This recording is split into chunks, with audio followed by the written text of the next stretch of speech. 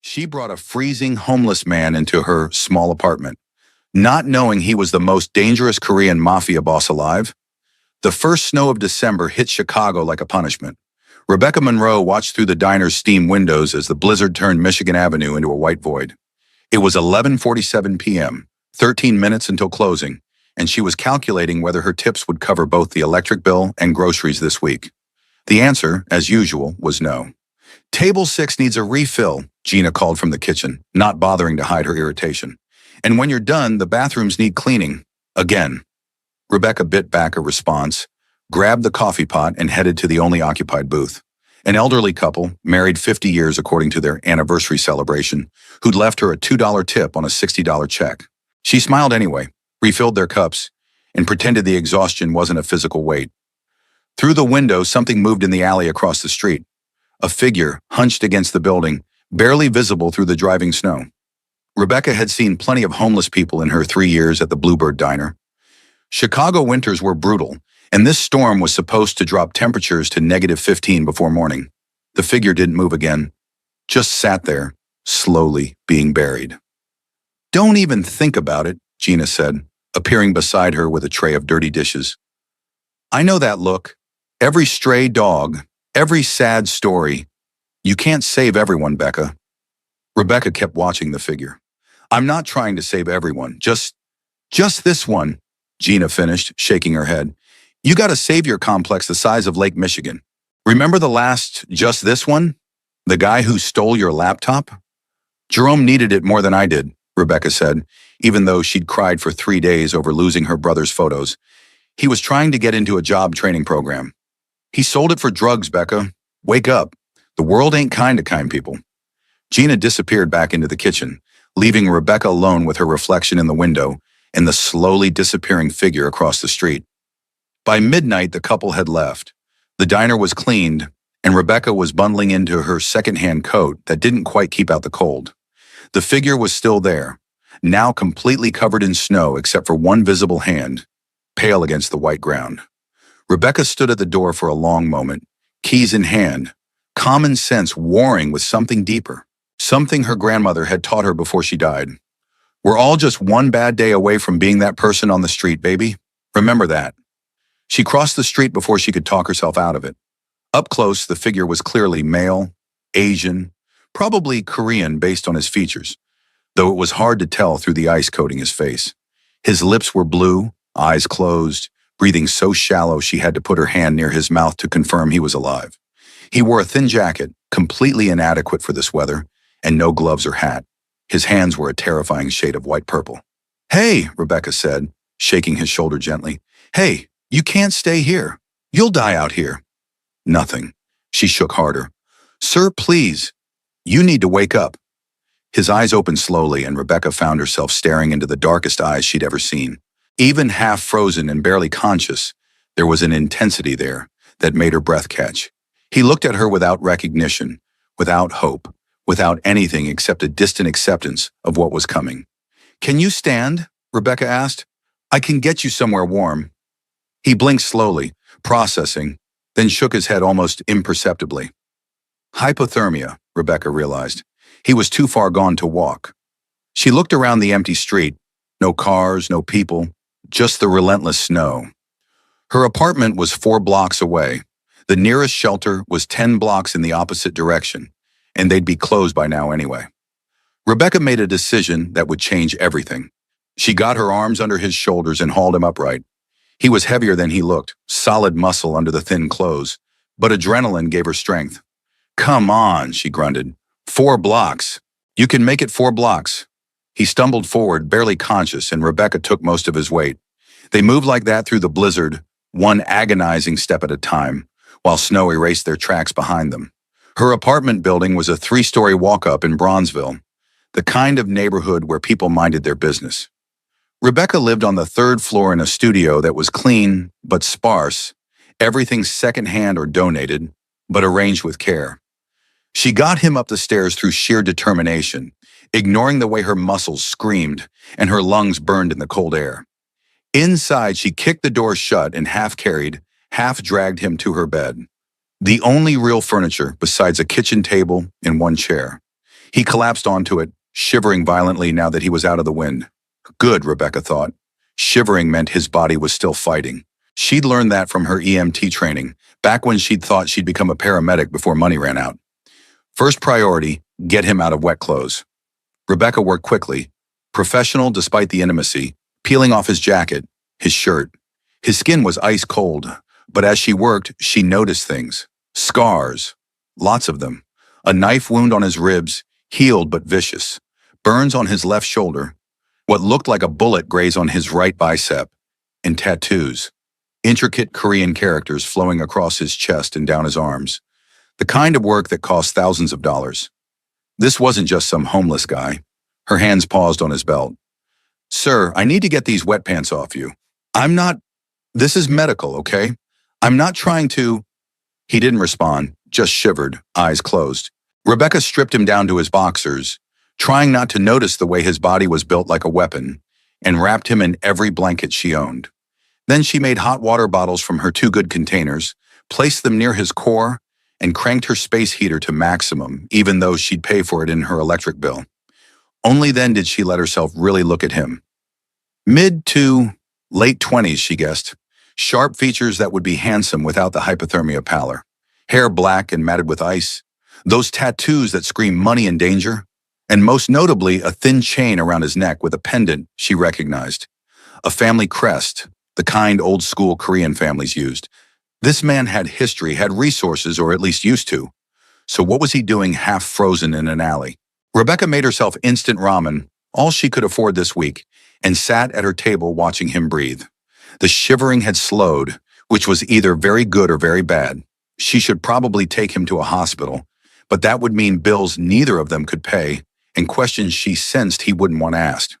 So she stayed awake, checking his breathing every 20 minutes, adding hot water to the bottles, and wondering what the hell she just brought into her home. Around 3 a.m., he stopped shivering completely. Rebecca rushed to his side, heart pounding, but his breathing was stronger, more even. His skin had lost that terrifying blue-white color. He was sleeping now, really sleeping, his face relaxed in a way that made him look younger. Vulnerable. She reached out without thinking, brushing ice-melted hair from his forehead, and his hands shot out, grabbing her wrist with shocking speed. His eyes opened, fully alert now, no trace of the confusion from before. They stared at each other, his grip iron tight on her wrist, her heart hammering against her ribs. Then something shifted in his expression. He looked around the small apartment, at the blankets covering him, at Rebecca's exhausted face, and understanding flickered across his features. He released her wrist slowly, carefully, like he was afraid of breaking her. "You brought me here," he said. His voice was rough from cold, accent noticeable, but his English perfect. "From the alley. You carried me." "You were freezing to death," Rebecca said, rubbing her wrist. He hadn't hurt her, but the strength in that grip had been terrifying. "I couldn't just leave you there." He sat up slowly, blankets falling to reveal his scarred torso. Rebecca tried not to stare. "You should have. You don't know me. Don't know what I am." "I know you're human. That's enough." He looked at her for a long moment, something unreadable in those dark eyes. "You're either very brave or very stupid." "Probably both," Rebecca admitted. "Look, it's late. You should rest. We can figure out whatever this is in the morning." "Why?" His voice was soft but intense. "Why help me? What do you want?" The question stung, as if kindness had to come with a price tag. "I don't want anything," Rebecca said tiredly. "My grandmother taught me that we're all one bad day away from being in trouble. You were in trouble. I helped. That's it. No agenda, no angle. Just human decency." He studied her like she was a puzzle he couldn't solve. "Nobody does something for nothing." "Well, I just did. So I guess you learned something new about the world tonight." Rebecca stood, suddenly exhausted beyond measure. "The bathroom's through there if you need it. There's Tylenol in the cabinet. I'll take the couch. We'll talk in the morning." She grabbed a thin blanket from her closet and headed for the couch before he could argue. Behind her, she heard him say something in Korean, too quiet for her to make out. She didn't ask him to repeat it. Rebecca woke to the smell of cooking. For a moment, disoriented, she thought she was back at her grandmother's house, waking to Sunday breakfast. Then reality crashed back. Her studio apartment, the mysterious man, The storm. She sat up to find him in her kitchen, wearing his dried pants and undershirt, cooking something that smelled incredible on her ancient stove. "You're awake," he said without turning around. "How did you know?" "You breathe differently when you're awake. Faster." He plated what looked like a perfect Korean breakfast. Rice, kimchi she definitely hadn't owned, eggs cooked to perfection, and some kind of soup. "Where did you get all this food? I definitely didn't have." "I went out, early, before the stores got busy." Rebecca stared at him. "You went out, in the blizzard, after nearly dying from hypothermia, to buy groceries, for my apartment. You saved my life. The least I can do is feed you." He set the plate in front of her, and Rebecca's stomach growled traitorously. She couldn't remember the last time someone had cooked for her.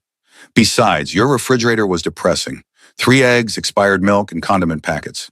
That's not living, that's surviving." "Surviving is what I do," Rebecca said. But she picked up the chopsticks he'd provided. The first bite was heaven. Flavors she couldn't even identify, perfectly balanced and warming. "Oh my God, this is amazing." A small smile crossed his face, transforming it completely. "My mother taught me. She said a man who can't feed himself is useless." They ate in silence for a moment before Rebecca asked, "Are you going to tell me your name?" He hesitated, and Rebecca saw the calculation behind his eyes. Whatever he was running from, telling her his real name was a risk. "Kwang Jin," he finally said. "Park Kwang Jin." "Rebecca Monroe," she replied. "Nice to officially meet you, Kwang Jin, instead of just dragging your frozen body through a blizzard." That almost smile again. "Yes, that was quite the introduction. Thank you, by the way. I owe you my life." "You don't owe me anything," Rebecca said, but Kwang Jin shook his head. "In my culture, a life debt is serious. You saved me when you had no reason to, when it cost you effort and risk. That means something. What were you doing in that alley? How did you end up like that?" The shutters came down immediately. His expression went neutral, controlled. "That's complicated. I've got time. I don't work until tonight. It's better if you don't know." He started clearing plates, and Rebecca recognized the deflection. She'd used it herself plenty of times when people asked why she dropped out of EMT school, why she worked at a diner with a college degree, why she was always alone. Some stories were too heavy to share with strangers. "Okay," she said, "no questions. But Kwang Jin, those scars, those tattoos, you're in trouble, aren't you?" "Real trouble?" He didn't answer, which was answer enough. "If someone's looking for you, if someone dangerous knows I helped you." "No one knows. No one saw us last night. The storm covered everything." His voice was certain. "And I'll be gone before anyone could connect us. I just need a few days to arrange things." Rebecca should have said no, should have told him to leave immediately. Instead, she heard herself say, "You can stay until the storm passes, until you're stronger. But Kwang Jin, I need to know, are you dangerous? To me?" He met her eyes directly. "Not to you. Never to you. But yes, I'm dangerous, and people are looking for me. Staying here puts you at risk." "How much risk?" "Enough that if I'm smart, I'll leave right now and never see you again." The words should have been reassuring. Instead, Rebecca felt an unexpected pang at the thought of him leaving, which was insane. She'd known him less than 12 hours, and half of that, he'd been unconscious. "But you're not leaving," she said. It wasn't a question. "Not yet. I need—" He trailed off, looking around her small apartment with an expression she couldn't read. "I need to remember what it feels like to be somewhere safe, just for a little while. Then I'll go, and you'll never see me again. I promise." Rebecca should have been relieved. Instead, that pang grew stronger. "Okay, a few days, until you're ready." The storm lasted 3 days. 3 days of being snowed in together in her tiny studio, learning to navigate each other's space. Kwang Jin was meticulously clean, almost obsessively so. He folded blankets with military precision, washed dishes immediately after use, and never left any trace of his presence except the smell of his cooking, which kept getting better. He made food from nothing, transforming her bare pantry into feasts that made Rebecca want to cry. They didn't talk much at first. Kwang Jin wasn't big on conversation, and Rebecca had learned not to push. But slowly, in small moments, she learned pieces of him. He was a morning person, waking before dawn to exercise in the small space available. Push-ups, sit-ups, movements that looked like martial arts forms. He was left-handed. He read voraciously, devouring the small collection of books on her shelf with surprising speed. And he was haunted by something, nightmares that woke him gasping in the dark hours before dawn. On the second night, Rebecca woke to movement. Kwang Jin was sitting up in bed. She'd insisted he keep it while she took the couch, staring at nothing with an expression of such profound loss that it hurt to witness. "Kwang Jin," she said softly. He didn't seem to hear her, lost in whatever memory had him in its grip. Rebecca got up and approached slowly, carefully, like he was a wounded animal that might bolt. "Hey," she said, sitting on the edge of the bed. "You're okay. You're safe. Whatever you're seeing, it's not real anymore." His eyes focused on her gradually, and she saw the moment he came back to himself. "I'm sorry. I didn't mean to wake you." "You didn't?" "Well, you did, but I don't mind. Want to talk about it?" "No." The word was absolute. "Okay, want some tea?" "My grandma always said tea helps the bad thoughts settle." She made them both chamomile, the only kind she had, and they sat together in the darkness, the city lights filtering through her window, casting strange shadows. "Your grandmother sounds wise," Kwang Jin said after a long silence. "She was. She raised me after my parents died. Car accident when I was 7. Rebecca stared into her mug. "She died 2 years ago. Cancer. I miss her every single day." "I'm sorry." His voice was gentle in a way she hadn't heard before. "It's the worst thing, losing the person who made you feel safe in the world." "Yeah," Rebecca whispered. "Yeah, it really is." They sat in silence, two strangers bound by loss and circumstance, and somehow it didn't feel strange. "You have a brother," Kwang Jin said suddenly. "I saw pictures. On your wall." Rebecca smiled despite the ache in her chest. "Elijah. He's 23, lives in Detroit with his boyfriend Marcus. He's amazing, works as a graphic designer, does all this beautiful art. We FaceTime every Sunday." "You miss him?" "So much. But he needed to get out of Chicago, find his own path. I couldn't hold him back just because I'm lonely." "That's love," Kwang Jin said quietly. "Letting someone go even when you want them to stay." There was something in his voice, recognition maybe, understanding born from experience. "Did you have to let someone go?" Rebecca asked. For a long moment she thought he wouldn't answer. Then, "My family, my entire family. To keep them safe, I had to let them believe I was dead." The confession hung between them, heavy with implications. "Kwang Jin, don't ask. I can't explain without telling you things that would put you in danger." He set down his mug, hands shaking slightly. "Just know that everything I did to protect them, and it cost me everything that mattered." Rebecca reached out and took his hand. The gesture was impulsive, but it felt right. His fingers were warm now, no trace of the hypothermic ice from that first night. "You're a good man," she said.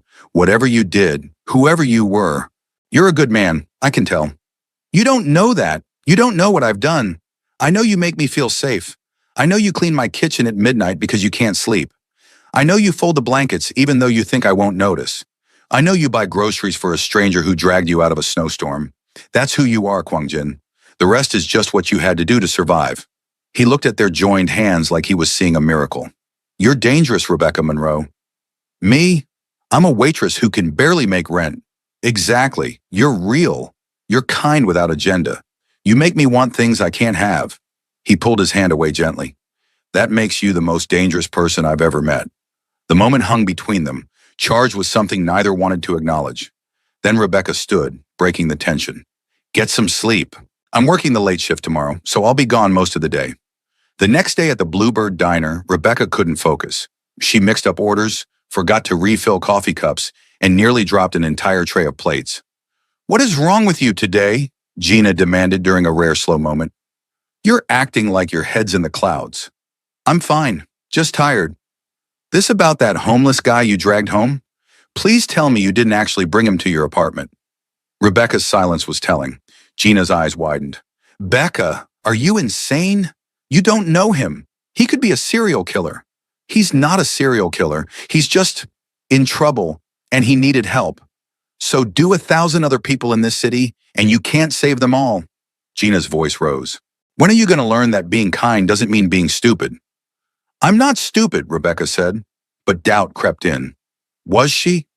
She'd brought a complete stranger into her home based on nothing but instinct. A stranger with suspicious scars and expensive tattoos and secrets that clearly involved danger. What if Gina was right? What if her need to help everyone was going to get her hurt? Or worse? The shift dragged. Every customer reminded her of something. A man ordering bibimbap made her think of Kwang Jin's cooking. A couple fighting quietly in booth 7 made her grateful for the strange peace of his presence. And when a group of men in expensive suits came in, speaking rapid Korean and looking around like they were searching for something, Rebecca's heart hammered with sudden fear. They sat in her section. Rebecca approached with her order pad, trying to look normal, professional. "Welcome to the Bluebird. What can I get you?" The leader, a man in his 40s with cold eyes and an expensive watch, looked her up and down in a way that made her skin crawl. "Coffee, black, and information. We have a menu with our food. I'm not here for food." He pulled out a photograph. Rebecca's blood turned to ice. It was Kwang Jin, slightly younger in the photo, dressed in an expensive suit standing beside an older Korean man. "Have you seen this man? We have reason to believe he's in this area." Rebecca forced her face to remain neutral, even as her heart threatened to explode. "No, I'm sorry, I haven't seen him. But if you leave your contact information, I can call if—" "You're lying." The man's voice was soft, dangerous. "Your pupils dilated when you saw the photo. Your hand is shaking. You know him." "I've never seen him before," Rebecca said, pulling on every acting skill she'd ever learned. "I have face blindness. All you Asian guys look the same to me. If you're going to keep harassing me instead of ordering, I'll get my manager." The racist comment was deliberate, letting him think she was just an ignorant American waitress instead of someone hiding his target. Anger flashed across his face, but also dismissal. He pocketed the photo. "If you see him, call this number. There's $10,000 for information leading to his location." He dropped a business card on the table, and the group left without ordering. Rebecca waited until they were completely gone before rushing to the bathroom and throwing up. Her hands shook so badly she could barely turn on the faucet. $10,000. They were offering $10,000 for Kwang Jin's location. What had he done? What was he involved in?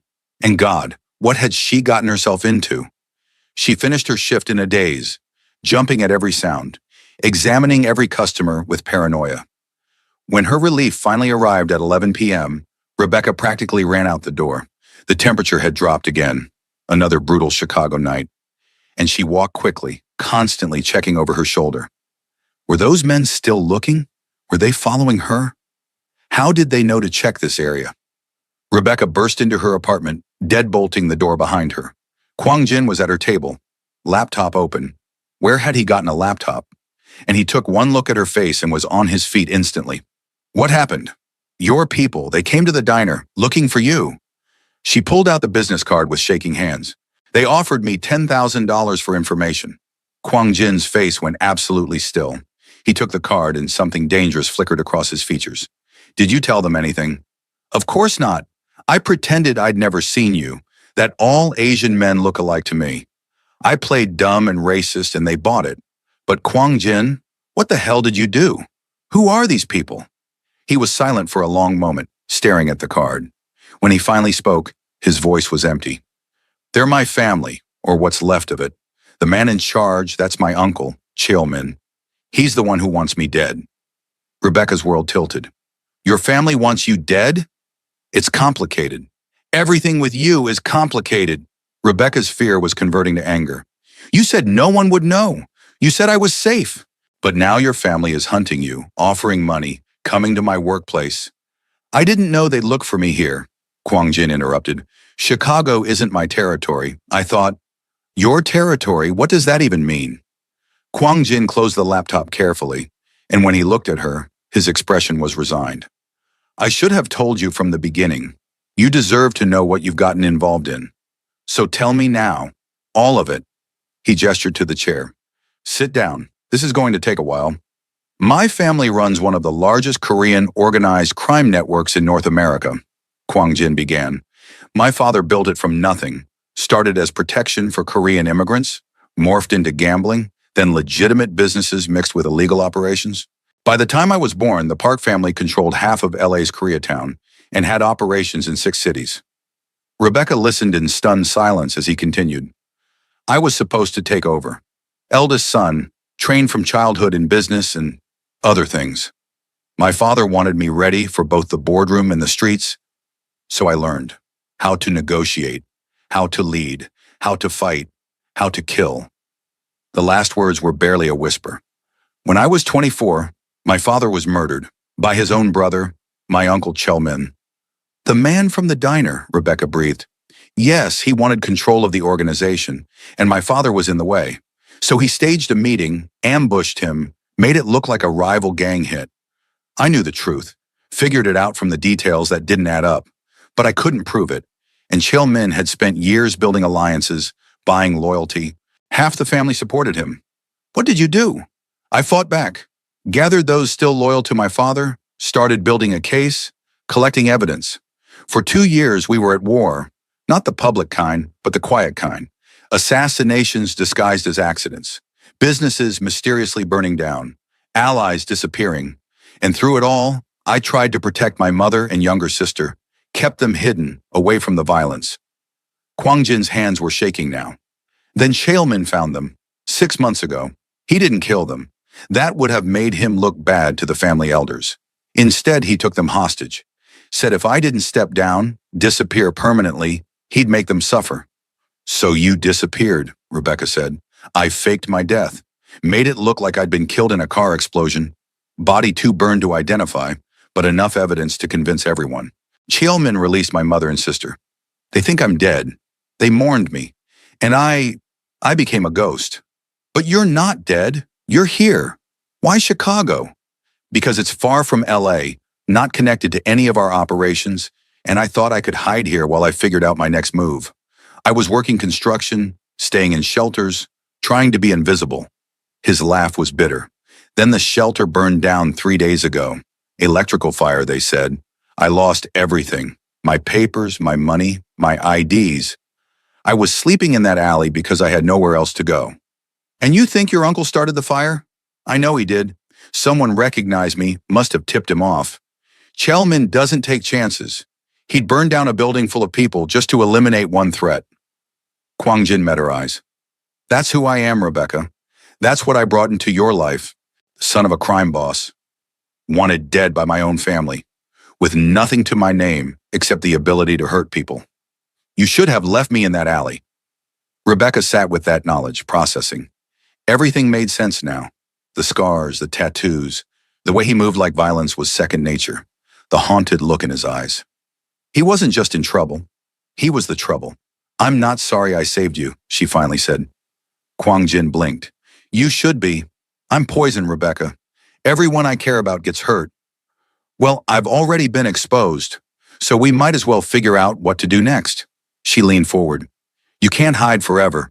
Your uncle will keep looking, keep hunting. What's your plan? I don't have one.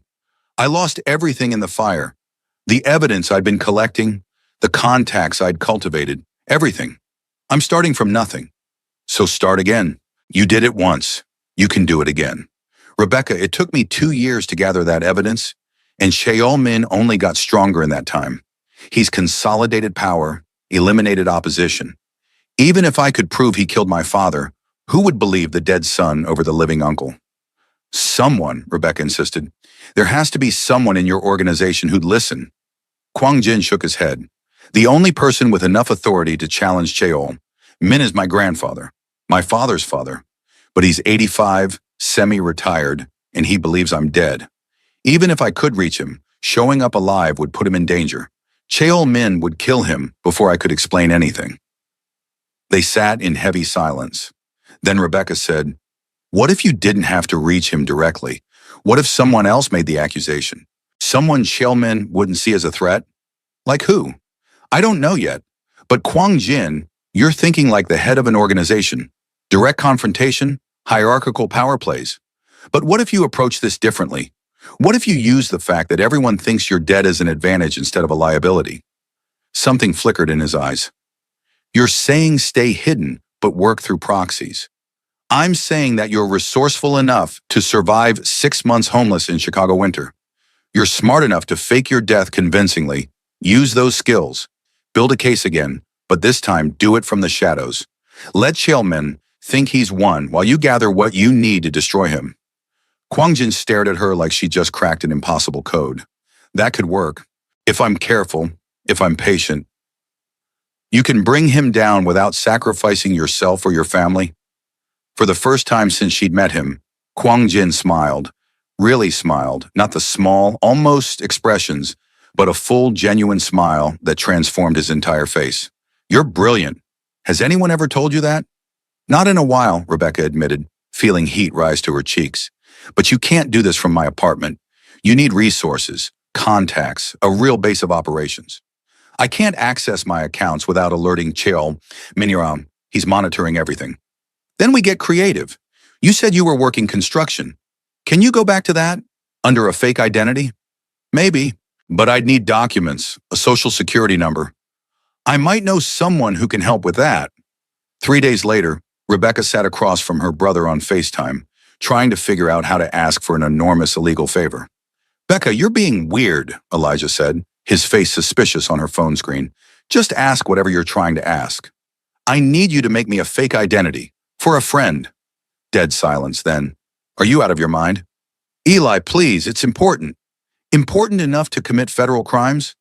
Becca, I'm a graphic designer, not a forger. But you know how to do it. You told me about that project in college. That was theoretical. For a class. I never actually... But you could. Rebecca leaned forward. Eli, this person saved my life, and now he's in trouble. Real trouble. I need to help him. Elijah's expression softened slightly. Saved your life how? So Rebecca told him. A modified version, skipping the organized crime parts but emphasizing the danger Kwang Jin was in, the family hunting him, the need to disappear. And you trust this guy? Elijah asked when she finished. Completely. After knowing him for what, a week? Some people you just know, Eli. Like you knew with Marcus after 3 days that he was it for you. Elijah sighed. That's different. How? Because Marcus isn't being hunted by his family. Because I'm not risking federal prison to help him. I know I'm asking a lot, but Eli, you're the only person I trust with this. Please. Elijah was quiet for a long moment. Then, this friend, is he more than a friend? Rebecca felt her face heat. It's complicated. That's a yes. Oh my God, Becca.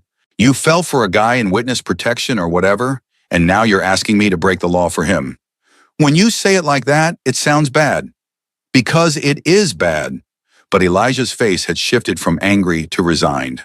But you're my sister, and you've never asked me for anything. Not when Grandma died and you needed money for the funeral. Not when you dropped out of EMT school.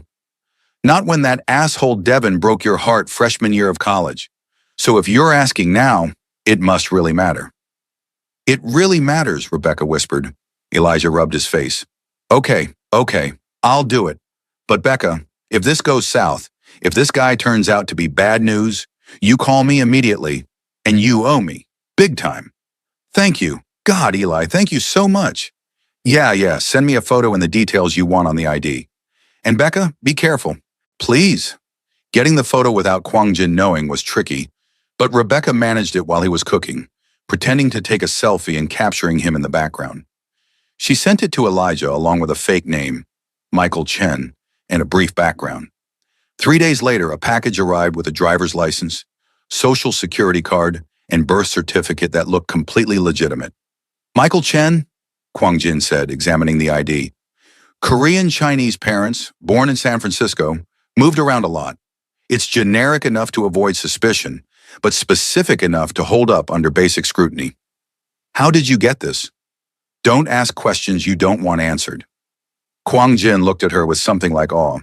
You amaze me. You know that. I'm just trying to help. No, you're risking everything for someone you barely know. That's not just helping. That's... He trailed off, and the air between them grew heavy with unspoken things. That's what friends do, Rebecca finished, even though friend felt woefully inadequate for whatever this was. With his new identity, Kwang Jin got a job at a Korean restaurant in Chinatown, a place called Seoul Garden, owned by an elderly woman named Mrs. Song. He started as a dishwasher, but within 2 weeks had worked his way up to line cook. The owner loved him, the staff respected him, and customers started specifically requesting his dishes. Rebecca would visit on her days off, sitting at the counter and watching him work. There was something mesmerizing about seeing him in his element, the precision of his knife work, the way he moved through the kitchen like a dancer, the focused intensity he brought to every plate. And sometimes when he thought no one was looking, she'd catch him smiling, actually smiling like he'd found something he didn't know he was missing. "He's very talented," Mrs. Song said one afternoon, catching Rebecca watching. "And very handsome. You two are together, yes?" "No, we're just friends," Rebecca said, the lie tasting stale. Mrs. Song's knowing smile said she didn't believe it for a second. "My husband and I were just friends for 3 years. Then one day he kissed me, and I realized I'd been lying to myself. Sometimes the heart knows before the brain admits it." That night, Rebecca couldn't stop thinking about Mrs. Song's words. Was she lying to herself? Every morning she woke up looking forward to seeing Kwang Jin's face. Every night she fell asleep listening to him breathe from across the small apartment. He'd insisted on buying an air mattress for himself, giving her back the bed. Every conversation felt important, every shared meal intimate. And when he accidentally touched her hand reaching for the same dish, electricity shot through her entire body. But acknowledging those feelings meant acknowledging the impossibility of it all. He was a crime boss's son with a target on his back. She was a waitress barely scraping by. He was temporary, just passing through her life until he could reclaim his own. She was permanent, rooted in Chicago with nowhere else to go. Wanting more was setting herself up for heartbreak. "You're thinking too loud," Kwang Jin said from his air mattress. "I can practically hear your brain working." "Sorry, didn't mean to keep you up." "I wasn't sleeping anyway." She heard him shift in the darkness. "What's bothering you?" "Everything. Nothing." "I don't know." Rebecca stared at the ceiling. "Do you ever wonder what your life would have been like if everything had gone differently? If your father had lived, if your uncle wasn't trying to kill you, if you'd never had to disappear?" Kwang Jin was quiet for so long, she thought he wouldn't answer. Then, "Every day, I wonder if I'd be married by now. My father had arranged a match with a girl from a good family. I wonder if I'd have children, if I'd be running the organization, or if I'd have found a way out, if I'd ever have been happy, or if this life was always going to destroy me." "Do you think you'll ever be able to go back? To reclaim what you lost?" "I don't know. Some days I think yes, if I'm smart and patient and careful. Other days I think I died in that car explosion, and everything since has been borrowed time." He paused. "But Rebecca, even if I could go back, I don't know if I'd want to. That life, it was suffocating. Every move calculated, every relationship transactional, every moment weighted with obligation. Here, washing dishes and cooking in a small restaurant, living in this tiny apartment, I'm freer than I've ever been." "You're also broke and being hunted," Rebecca pointed out. "True, but I'm also me. Not the Park family heir, not the future gang leader, just Kwang Jin, or Michael Chen, depending on who's asking." His laugh was soft. "For the first time in my life, I get to choose who I am.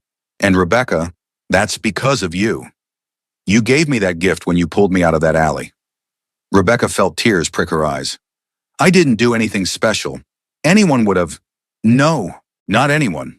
Most people walked past me that night. I was there for hours before you came. You're the one who stopped. You're the one who cared. You're the one who saw a human being instead of a problem to ignore." She heard him moving, and suddenly he was beside her bed, kneeling in the darkness. "You're the best person I've ever met. You know that." "I'm really not. I'm selfish and scared and barely keeping my head above water most days." "You're brave enough to help a stranger.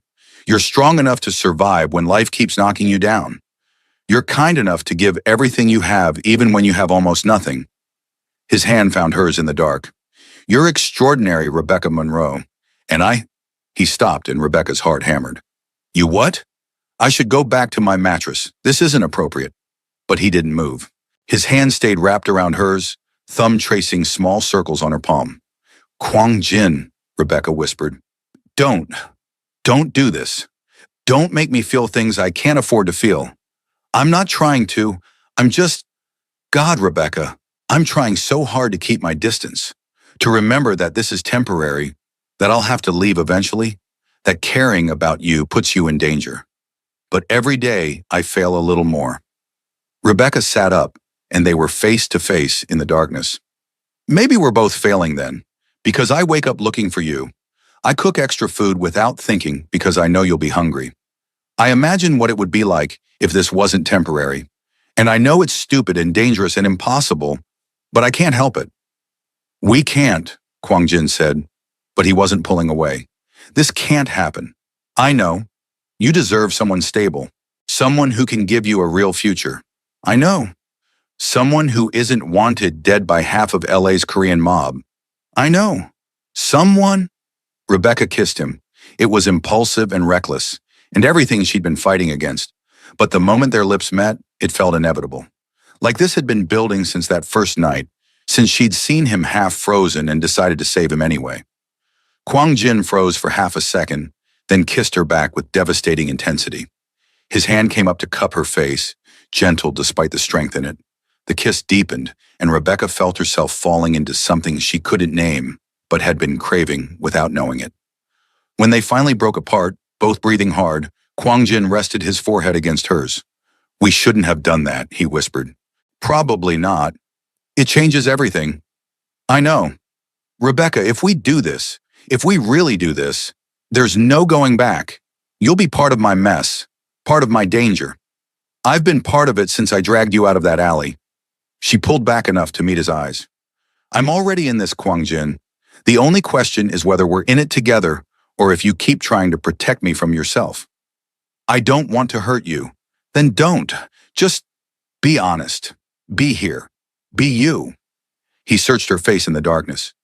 I'm falling for you. I've been falling since you asked what kind of tea I wanted instead of telling me to leave, since you gave up your bed without hesitation, since you risked federal charges to get me an ID. I'm completely, hopelessly falling for you, and it terrifies me. Good, Rebecca said, because I'm terrified too. And at least if we're both scared, we can be scared together. This time, when he kissed her, it wasn't tentative or questioning. It was a claim, a promise, a leap into the unknown. They stayed like that for a long time, trading kisses in the darkness, both knowing they were making a choice that would change everything. The next few weeks existed in a bubble of stolen happiness. Kwang Jin would cook breakfast before Rebecca's morning shift, and they'd eat together watching the sunrise through her small window. She'd visit him at Seoul Garden on her breaks, and he'd make her special dishes that weren't on the menu. They'd come home to each other, exhausted from work, and fall asleep tangled together on her small bed. It was domestic and simple, and everything Rebecca had never known she wanted. But reality lingered at the edges. Kwang Jin still had nightmares. Strange cars still appeared occasionally near the restaurant or the diner, and Rebecca knew, they both knew, that this couldn't last forever. The question was, what would end it? His uncle finding him, or him reclaiming his life and leaving her behind? Then one Sunday morning, everything changed. Rebecca woke to find Kwang Jin on his laptop, face pale, hands shaking. What's wrong? My sister, she's getting married. He turned the screen toward her, a Korean news site with photos of a lavish engagement party. To Cheol Min's son. Rebecca's blood ran cold. That can't be a coincidence. It's not. It's a power play. Cheol Min is cementing his control by marrying his son into my family line. And my sister, his voice broke. She looks happy in the photos. She has no idea she's being used. Can you stop it? How? If I show up alive, Cheol Min will kill her for leverage. If I expose him without proof, he'll spin it as a desperate lie from a dead man. And if I do nothing, she marries into the family that murdered our father. He slammed the laptop shut. I'm helpless. After everything, I'm still completely helpless. Rebecca watched him spiral, recognizing the signs of someone about to do something reckless. Kwang Jin, look at me. When he did, she saw a dangerous desperation in his eyes. We can figure this out, together, but you can't just charge in without a plan. My sister is walking into a trap, and I'm hiding in Chicago, playing house with... He stopped himself, but the damage was done. With what? Rebecca's voice was cold. With me? Is that what this has been? Playing house while you figure out your real life? That's not what I meant. Then what did you mean? Because it sounded like I'm just a distraction. Something to pass the time before you go back to being whoever you really are. You're not a distraction. You're the only real thing in my life. Kwang Jin stood, pacing like a caged animal. But my sister is in danger, and I brought that danger to your door, and I'm sitting here enjoying breakfast like none of it matters. What kind of man does that make me? It makes you human. It makes you someone trying to survive an impossible situation. Well, maybe I'm done surviving. Maybe it's time to actually fight back. He grabbed his jacket, the new one Rebecca had bought him from a thrift store. I need to go. Go where? To figure things out, to think. I don't know, I just need to run, like you always do when things get hard. The words came out sharper than Rebecca intended, but she was tired of being gentle, tired of watching him punish himself. Kwang Jin stopped at the door. That's not fair, isn't it? You ran from LA. You're running from your uncle. You were running from yourself when I found you in that alley. And now when things get complicated between us, you're running from me too. I'm trying to protect you. I don't need protection. I need you to stay and figure this out. They stared at each other across the small apartment, both breathing hard. My sister is getting married in 3 weeks, Kwang Jin finally said. 3 weeks, and then she's trapped forever in a family that will use her and hurt her and destroy who she is. I can't let that happen. So what's your plan? Storm the wedding? Get yourself killed? If that's what it takes to accomplish nothing. You'll be dead, your sister will still be married, and your uncle will have won. Rebecca fought back tears of frustration. Is that what you want? To be a martyr? I want to save my family. Then be smart about it. Use your brain instead of your guilt. She crossed to him, grabbing his arms. You've spent 6 months building a new life. You have resources now, contacts, a new identity. Use them. Build a case like we planned. Find proof. Expose Creole men. Save your sister the right way instead of getting yourself killed in some dramatic gesture. There's no time. The wedding is in 3 weeks. Then we work fast. We find something Creole men can't deny, something that will stop the wedding and save your family. Together. Rebecca pulled him closer. But I need you to promise me you won't do anything stupid. That you won't throw away your life, our life, on a revenge mission that won't work. Kwang Jin's resistance crumbled. He pulled Rebecca into his arms, holding her like she was the only thing keeping him upright. I can't lose her. She's all I have left of my family. You won't. We'll find a way. Rebecca held him back just as tightly. But you have to trust me. Trust us. Can you do that? For a long moment, he didn't answer. Then quietly, I'll try. The next 2 weeks were a blur of frantic activity. Kwang Jin reached out to old contacts through carefully encrypted channels, people who'd been loyal to his father, who might still have access to information. Rebecca used her breaks at the diner to research Cheol Min's businesses, looking for weaknesses, connections, anything they could exploit. And slowly, painfully, a picture emerged. Cheol Min had been embezzling from the family for years, funneling money through shell companies into offshore accounts. He'd orchestrated the hit on Kwang Jin's father not just for power, but to cover his tracks. And the evidence, financial records, wire transfers, communications, still existed. Hidden, encrypted, but not destroyed. My father kept backups of everything, Kwang Jin explained one night, surrounded by scattered papers and laptop screens. Paranoid about betrayal even from family, he had a safety deposit box at a bank in LA, contents only accessible to direct family members. My mother would have the key. Can you contact her? Not without tipping off Cheol Min. He's monitoring her communications, her movements. The moment I reach out, he'll know I'm alive. Rebecca thought for a moment. What if someone else contacted her? Someone Cheol Min wouldn't see as a threat? Like who? Like a wedding planner. Someone organizing your sister's wedding who needs to confirm family details. Kwang Jin stared at her. That's brilliant. But who would we get to? Me. I'll do it. Absolutely not. Rebecca, if Cheol Min figures out, he won't. I'm just a waitress from Chicago with no connection to your family. I'll say I'm freelancing for the wedding planning company, need to verify some family history for the ceremony program. Your mother gives me the information, I get the safety deposit box key, and we have the evidence we need. It's too dangerous. Everything about this is dangerous. At least this way, I'm useful. They argued for an hour, Kwang Jin insisting it was too risky. Rebecca pointing out they had no other options. Finally exhausted, he agreed.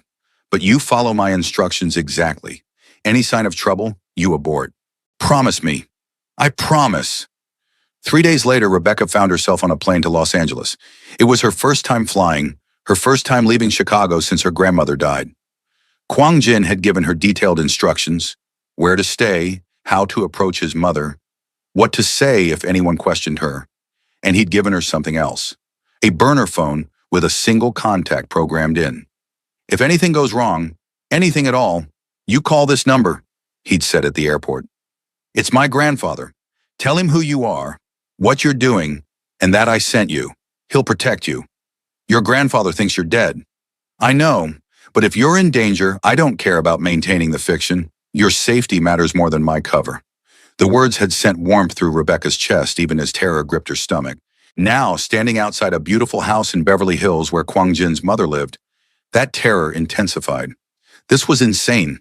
She was a waitress from Chicago about to lie to the mother of the man she loved, to steal evidence from a crime boss, to insert herself into a world she didn't understand. But she thought about Kwang Jin's face when he talked about his sister, the love and desperation there. And she thought about the life they were trying to build, fragile and new and precious. And she knocked on the door. The woman who answered was elegant, probably in her late 50s, with Kwang Jin's eyes and an aura of quiet grief. Yes? Mrs. Park? My name is Rebecca Monroe. I'm working with the wedding planning team for your daughter's upcoming marriage. I was hoping to speak with you about some family details for the ceremony program. Mrs. Park's expression shifted, surprise mixed with something else. The wedding planner sent someone all the way from, where did you say? Chicago. I'm freelancing for the LA team, and they asked me to handle the personal family touches. Rebecca smiled, hoping her nervousness looked like professional enthusiasm rather than terror. For a long moment, Mrs. Park just studied her. Then softly, "You're very young to be a wedding planner." "I'm 26, but I've been doing this for years." Another long look. Then, "Please, come in." The house was beautiful, tasteful, expensive, but with an underlying sadness. Photos of the family lined the walls, including several of a young Kwang Jin, that made Rebecca's heart ache. Mrs. Park saw her looking. "My son," she said quietly. "He died 6 months ago. I'm so sorry for your loss." "Are you?" Mrs. Park's voice was sharp suddenly. "Or are you here for another reason entirely, Miss Monroe from Chicago?" Rebecca's blood turned to ice. I don't understand. My son called me Mama from the time he could talk. He never once said Mother or Mrs. Park, but in his letters, the ones I received after his supposed death, he used formal address, as if someone else had written them. Rebecca's mind raced. This was a test. Mrs. Park suspected something. The question was what and how much. "I really am here about the wedding," Rebecca said carefully. "Then explain why a wedding planner is carrying a burner phone with only one contact programmed in." Mrs. Park pulled out her own phone. "My security system photographed your phone when you entered. The number belongs to my father-in-law. So I'll ask again, why are you really here?" Rebecca made a split-second decision. She pulled out her own phone, opened her photos, and showed Mrs. Park the picture she'd taken of Kwang Jin cooking in the Seoul Garden kitchen. Mrs. Park's hand flew to her mouth, and she made a sound between a gasp and a sob. "He's alive. He's alive. And he sent me to help." What followed was 2 hours of tears, explanations, and careful planning. Mrs. Park revealed she'd suspected Kwang Jin was alive. Small inconsistencies in his death, the feeling that Cheolmin was too satisfied with the outcome. She'd been quietly investigating on her own, gathering her own evidence, but afraid to act without knowing if her son was truly dead or in hiding. "The safety deposit box," she said finally. "I have the key. I've had it all along, waiting for someone to need it. But Rebecca, if you take this to the authorities, Cheolmin will know someone leaked it. He'll hurt my daughter to force the informant out of hiding. We're not going to the authorities. We're going to your father-in-law. Kwang Jin says he's the only one with enough power to challenge Cheolmin directly." Mrs. Park's eyes widened. "The elder Park? He's retired, hasn't been involved in family business for years. But he's still respected, still feared, and if he calls a family tribunal, Cheolmin would have to answer for his crimes, wouldn't he?" Slowly, Mrs. Park nodded. Yes, he would.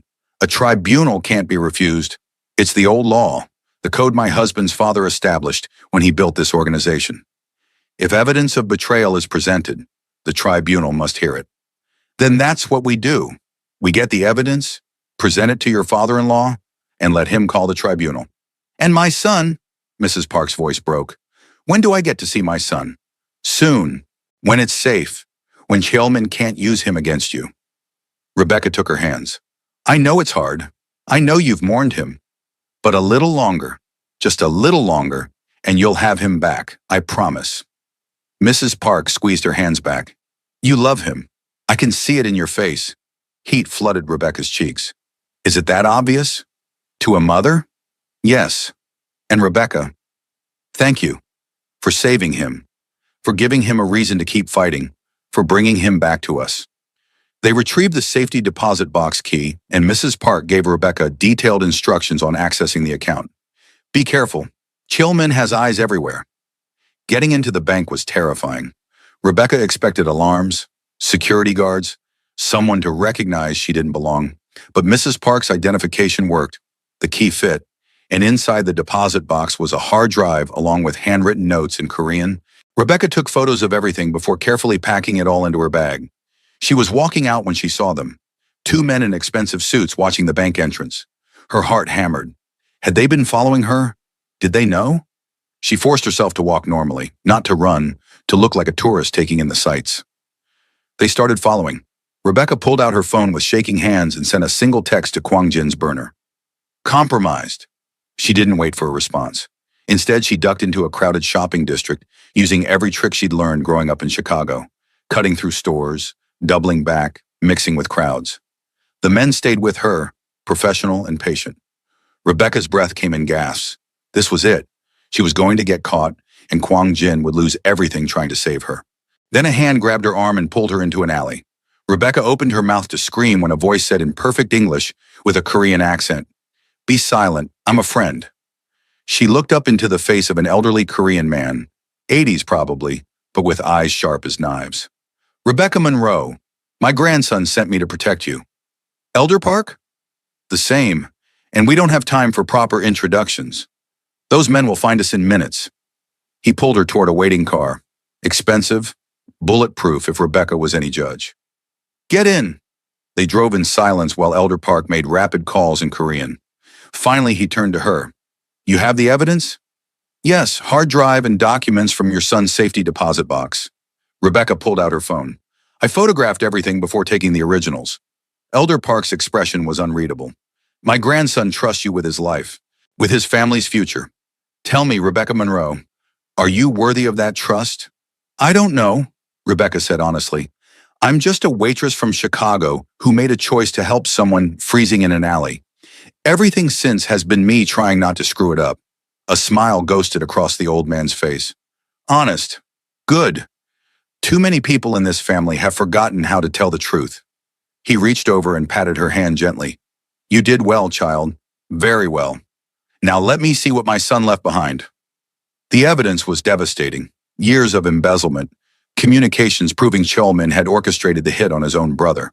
Records of intimidation and murder, disguised as accidents. Elder Park read through it all with a face carved from stone. When he finished, he looked at Rebecca with eyes full of ancient pain. My nephew killed my son, his own brother, for money and power. I'm sorry, Rebecca whispered. Don't be sorry. Be proud. You helped expose a cancer in my family. He pulled out his phone and made a call. When he spoke, it was in Korean, but the authority in his voice needed no translation. When he hung up, he said to Rebecca, I've called a tribunal. 3 days from now, the family elders will gather. Chelman must answer for his crimes. And my grandson, his voice broke slightly. My grandson can come home. He's worried about his sister. The wedding will be called off immediately. I'm invoking family law. No major alliances can be made while a tribunal is pending. The engagement is suspended until we resolve these accusations. Relief flooded through Rebecca. Thank you. Thank you so much. Thank my grandson for having the sense to fall in love with a brave woman. Now let's get you somewhere safe until the tribunal. The safe house was actually a penthouse in downtown LA, guarded by men who looked like they could kill with their bare hands. Elder Park left Rebecca there with instructions to rest, to call Kwang Jin, and to prepare to testify at the tribunal. The moment she was alone, Rebecca video called Kwang Jin's burner. He answered on the first ring, his face tight with worry. "Rebecca, thank God. I got your text. I've been losing my mind. I'm fine. Your grandfather found me. I'm safe. And we got the evidence." She watched relief and a dozen other emotions flash across his face. "My grandfather knows I'm alive? He's known for a while, I think. He was waiting for you to reach out." "The tribunal?" 3 days. He's calling it formally tomorrow. Kwang Jin closed his eyes. It's really happening. After 6 months of hiding, of running, it's finally happening. "Are you coming to LA? "I have to. I need to testify, to face Cheol Min, to see my family." He opened his eyes and they were full of fear and hope. "Rebecca, I'm terrified." "I know. I am too. But your grandfather is brilliant and terrifying, and he's on your side, and the evidence is solid. Cheol Min can't talk his way out of this. He could try to kill me before the tribunal. Your grandfather has an army protecting the family, and me. I've never felt safer, which is weird considering I'm in a crime boss's penthouse surrounded by armed guards." Kwang Jin's laugh was shaky. "I love you. I haven't said it enough, but I love you. You saved my life that first night, and you've been saving it ever since. I don't know what I did to deserve you, but I'm never letting you go." Rebecca felt tears streaming down her face. "I love you too. So much it scares me. Now get on a plane and come save your family so we can figure out what comes next. Tomorrow. I'll fly out tomorrow." "And Rebecca?" "Yeah? Stay safe, please. I can face Cheol Min. I can handle the tribunal. I can deal with whatever comes. But I can't lose you." "You won't, I promise." The next 24 hours crawled by. Rebecca stayed in the penthouse, too nervous to leave, watching the door like Kwang Jin might materialize any second. Elder Park visited once, bringing food and answering her questions about the tribunal process. "It's old law," he explained. "Each side presents evidence and testimony. The family elders, myself and 3 others, make a judgment. If Cheol Min is found guilty of fratricide, the punishment is exile and complete disinheritance. Not death. We're not barbarians, Miss Monroe.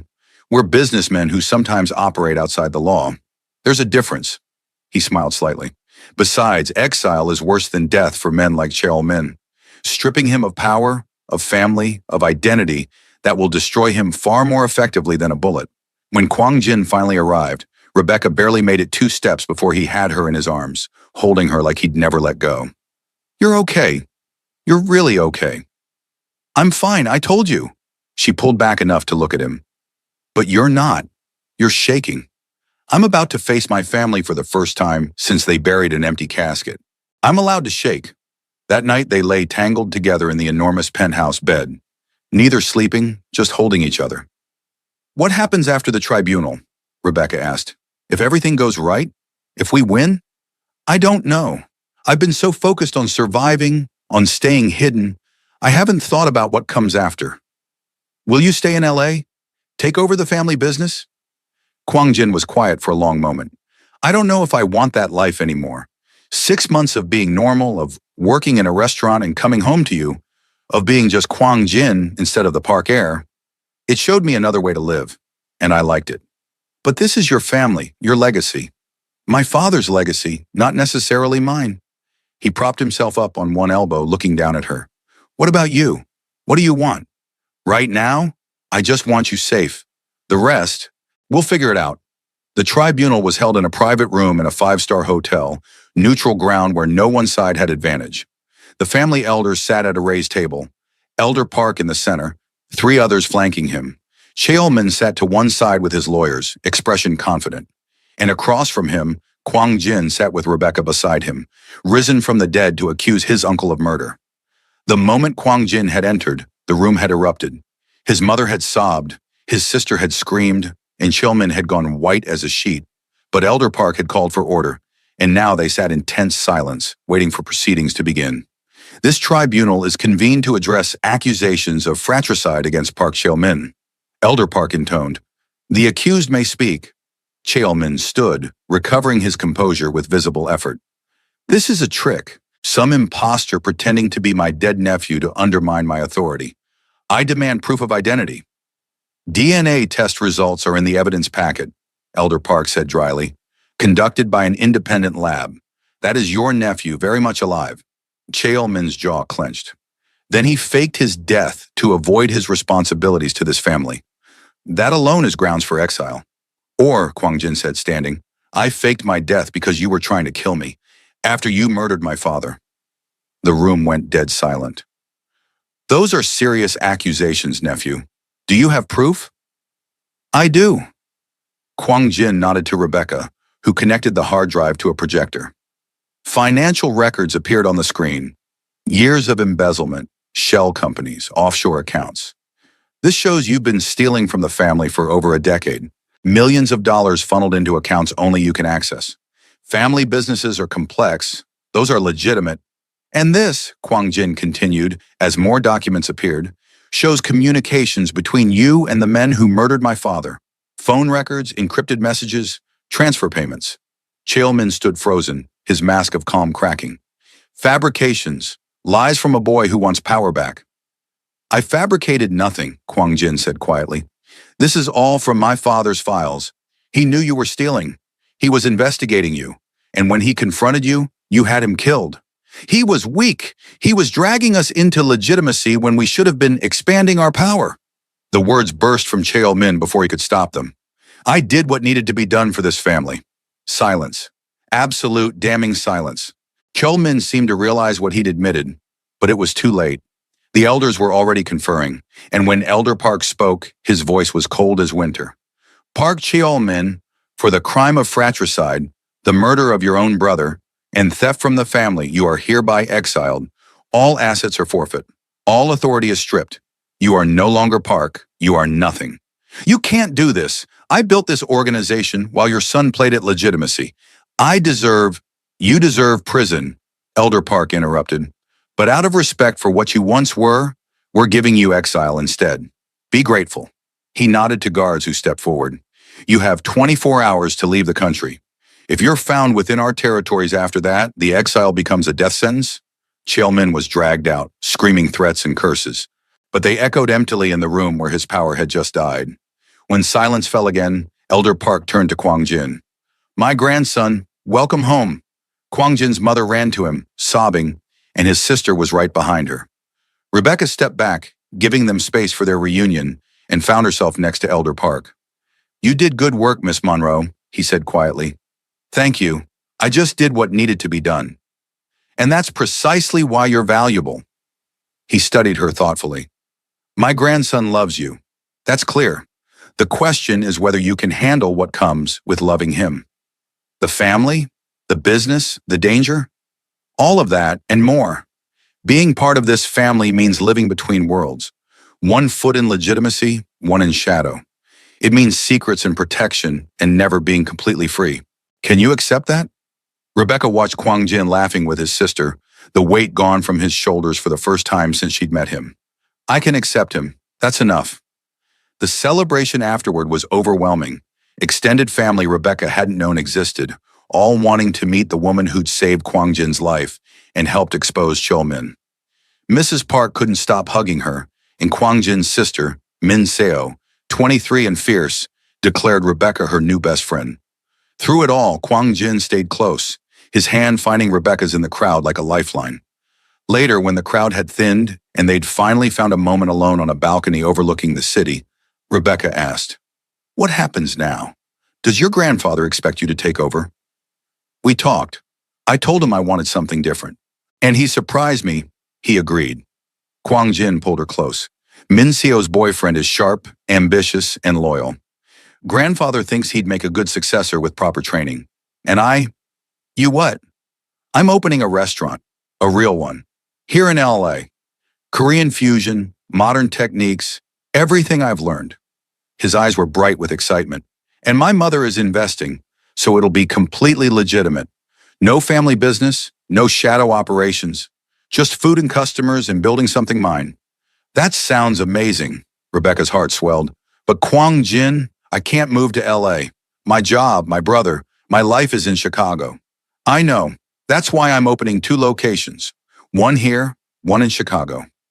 I'll split my time between them, between my family and you, until, he trailed off, suddenly nervous. Until what? Until you're ready to make it permanent. Move in together officially, maybe, eventually, get married? The last part came out as a question, vulnerable and hopeful. Rebecca's breath caught. Are you proposing?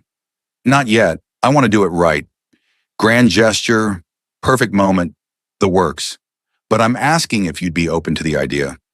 Someday, when we're ready. Yes, Rebecca said, tears streaming down her face. Yes, I'd be very open to that idea.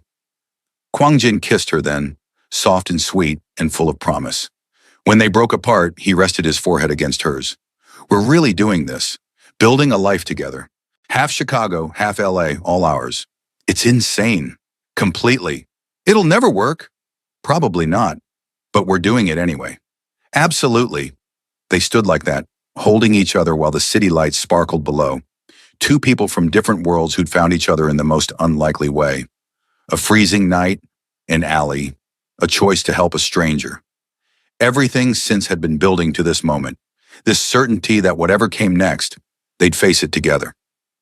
6 months later, Rebecca stood in the kitchen of Kwang Jin's Chicago restaurant. He'd named it Second Chances, which made her tear up when he told her, watching him teach a cooking class. The space was beautiful, modern but warm, and always full. His fusion approach had been an instant hit, and foodies from across the city came to taste the dishes that somehow honored tradition while creating something entirely new. Just like us, Rebecca thought, traditional roots, modern reality, something entirely our own. She'd quit the Bluebird Diner 6 months ago to help manage the restaurant. Turns out, years of waitressing had given her excellent skills in hospitality and operations. She handled the business side while Kwang Jin created culinary magic. And together they'd built something thriving and beautiful. Elijah visited often, still suspicious of Kwang Jin, but slowly warming up.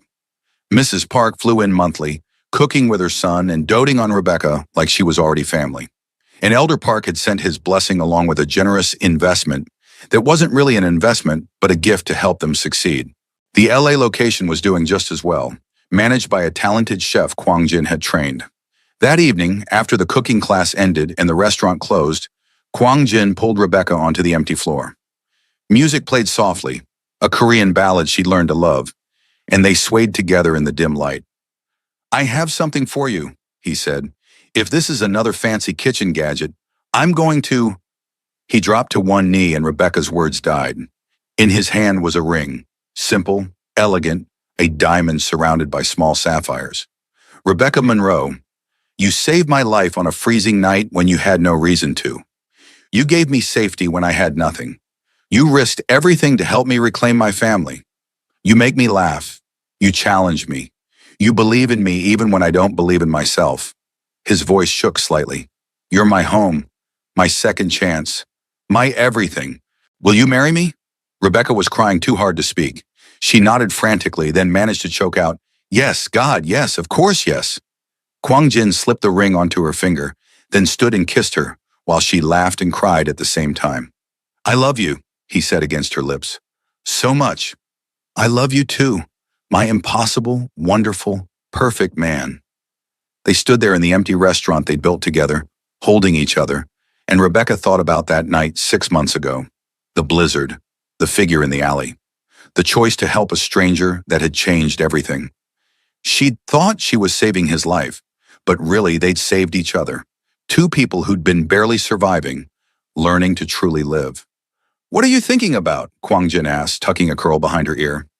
About how I almost walked past you that night, about how close I came to leaving you in that alley. But you didn't. But I almost did. And if I had, I would have missed all of this. The love, the life, the everything. The universe knew what it was doing when it put you on that street at that exact moment, Kwang Jin said.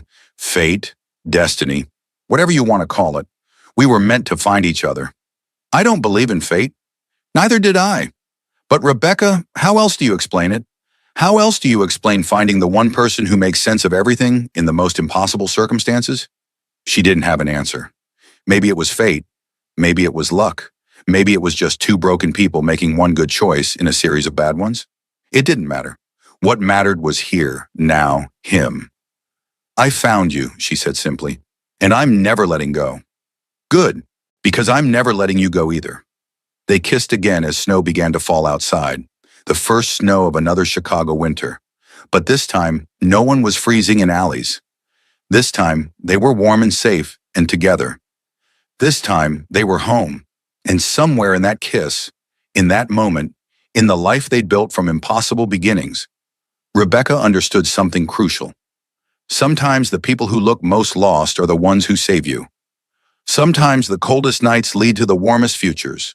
And sometimes taking home a freezing homeless man turns out to be taking home your soulmate. She'd taken a chance on a stranger in a snowstorm, and in return, she'd found everything she didn't know she needed. Love, purpose, partnership, home. Not bad for a waitress from Chicago who just wanted to help someone make it through the night. Not bad at all.